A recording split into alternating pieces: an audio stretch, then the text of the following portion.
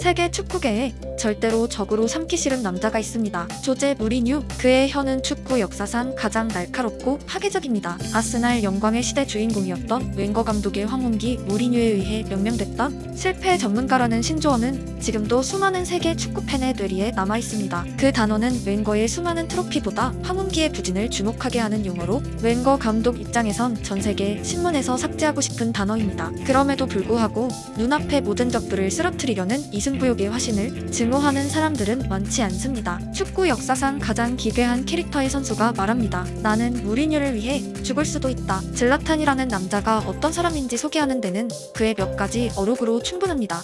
나는 왕으로 이곳에 왔고 전설이 되어 떠난다. 어디 감히 질라탄에게 내가 세계 최고다.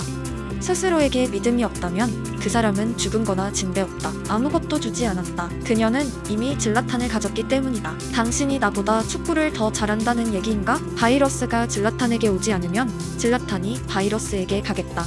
밀라노는 왕을 가진 적이 없다. 밀라노는 신을 가졌다. 유례없는 자존감, 기괴할 정도의 자기애를 가진 질라탄이란 사람의 성격은 사실은 후천적으로 제조되었습니다. 그는 스웨덴 국적이지만 보스니아계이고 어린 시절은 물론 프로 데뷔 초기에도 인종차별을 당했습니다. 우리에겐 비슷비슷한 외모로 보이지만 유럽인들 사이에서 집시를 향한 인종차별은 상상을 초월합니다. 그의 외모와 큰 코 또한 놀림의 대상이었고 차별은 지금과 정반대로 내성적인 성격이었던 질라탄을 더욱 움츠려들게 만들었습니다. 그는 프로축구, 나아가 세상에 살아남기 위해 후천적인 노력에 의한 성격의 개조를 이끌었고 자기 자신을 질라탄으로 지칭하는 독특한 화법을 포함한 자신만의 세계관을 창조해냅니다. 지금의 질라탄과 어린 시절 질라탄의 표정이 전혀 달라 보이는 이유는 같은 육체를 지니고 있지만 내면의 영혼은 전혀 다른 자아를 지닌 존재이기 때문입니다. 그리고 인종차별의 칼날은 다시 한번 질라탄을 향하게 됩니다. 이번엔 스웨덴이 아니라 이탈리아에서였습니다. 2022년 AC 밀란과 로마와의 경기에서 로마의 팬들은 밀란의 질라탄을 향해 집시를 욕하는 구호를 외치기 시작합니다. 그리고 로마의 벤치에는 질라탄의 예전 은사 무리뉴가 있었습니다. 무리뉴를 위해 죽을 수도 있다. 단 한 문장으로 두 명이 어떤 관계를 맺었는지 설명됩니다. 무리뉴는 질라탄이 만들어낸 새로운 자아, 너머의 세계까지 따스함을 부여했던 아버지 같던 스승이었습니다. 상대로 만났지만 옛 제자를 욕하는 자기 팀의 팬들을 제지시킨 무리뉴의 행동은 당연했습니다. 1년의 시간이 흐르고 로마 팬들은 다시 한번 집시를 모욕하는 인종차별 노래를 부르기 시작합니다. 이번엔 상대팀 감독 스탄코비치를 향한 칼날이었습니다. 그리고 무리뉴는 다시 한번 팬들에게 노래를 멈춰달라는 제스처를 보입니다. 감독의 요구에 로마인들은 인종차별 노래를 중단하며 우리의 벤치에게만큼은 존중을 보입니다. 수만 명의 노래를 멈추게 한 무리뉴의 제스처. 상대 감독 스탄코비치는 무리뉴를 향해 감사의 인사를 건넵니다.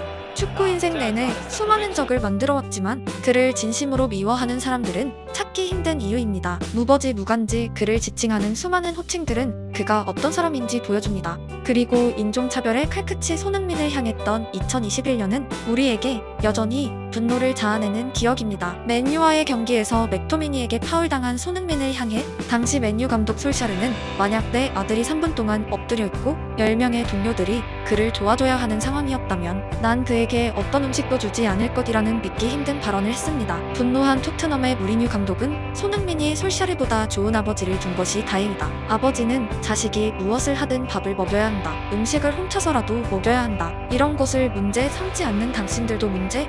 그는 솔샤르와 그를 비판하지 않는 미디어 모두를 광역 디스하며 손흥민을 보호했습니다. 진짜 문제는 사건 이후 맨유 팬들이 손흥민의 SNS를 인종차별적 발언으로 뒤덮어버린 것입니다. 다이빙을 멈추고 고양이와 밥쥐 개나 먹어라는 인간 이하의 욕설이 포함된 수천 개의 발언들은 맨체스터를 넘어 영국인의 수치입니다. 사건 이후 손흥민의 근황을 묻는 런던 기자의 질문에 무리뉴는 답합니다. 손흥민은 괜찮은 것 같다. 그는 여기서나 집에서나 사랑받고 있다. 그는 필요한 지지를 받고 있다. 괜찮다고 생각한다. 그는 손흥민을 가여워하지 않았고 동정어린 메시지를 생략했으며 담담하게 어디서나 사랑받고 있다고 대답했습니다. 무리뉴는 손흥민을 향한 비난의 숨은 비인 간성보다 손흥민이 받고 있는 보편적인 사랑에 주목했고 제자의 멘탈을 걱정하지 않았습니다. 실점에 강한 분노를 표출했지만 기어이 승리한 손흥민을 끝까지 기다린 무리뉴가 말합니다. 어떻게 상관없어. 우린 3점을 얻었어. 그럼 된 거야.